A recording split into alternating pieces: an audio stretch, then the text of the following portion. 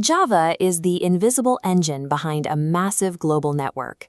It powers everything from high-stakes enterprise servers to billions of mobile devices. We are going to move beyond the theory. In this session, you will write, compile, and execute a working Java program from scratch. You only need 3 tools for this mission: a basic text editor, your system terminal, and the Java Development Kit, or JDK. The JDK is the essential suite of tools required to develop and run Java applications.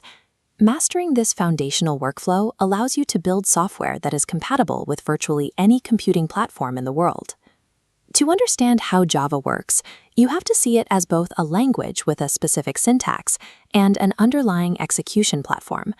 This design follows a write once, run anywhere philosophy, allowing the same code to function on different operating systems without being rewritten. The Java Virtual Machine, or JVM, is the universal translator. It enables a single piece of code to run on Windows, Mac, or Linux.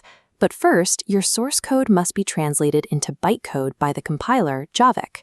Because of this architecture, you aren't writing software for a specific computer's hardware. You are writing it exclusively for the JVM. Let's verify your system is ready by testing the JDK installation. Open your terminal or command prompt and type javac-version, then hit enter. If the system recognizes the compiler, it will print a version number. This confirms that the development tools are correctly mapped to your system.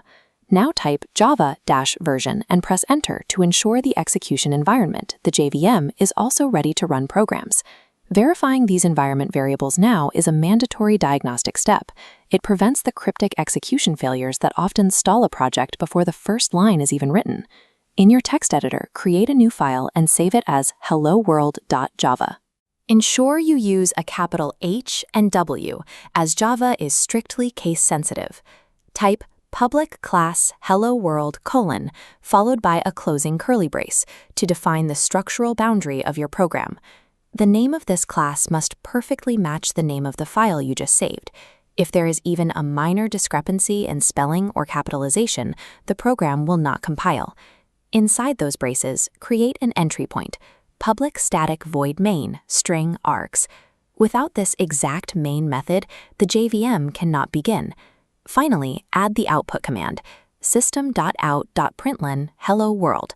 Ensure system has a capital S and include the ending semicolon. This specific hierarchy, a named class containing a main method containing executable statements, is the mandatory structure for every Java application. Return to your terminal and navigate to the directory where you saved your file. Type java helloworld.java and press enter to begin the compilation. If the command finishes and returns a blank prompt, the compilation was successful and no syntax errors were found. You will now see a new file named helloworld.class containing the bytecode. To launch the program, type java hello world and hit enter. Do not include the .class extension here. The command only requires the class name. The terminal should now display your output, hello world. This cycle of writing syntax, compiling to bytecode, and executing via the JVM is the fundamental rhythm of Java engineering. You have successfully navigated the Java architecture to produce a working program. This process relies on 3 specific requirements. The file name must match the class name, the Java C compiler must translate the code, and the Java command must be used without a file extension. Now that you have the basic workflow, return to your editor and modify the text inside the quotation marks to your own name. Then repeat the compilation and execution steps. By mastering these terminal commands and code structures, you have established the functional environment needed to start building your own applications in the Java ecosystem.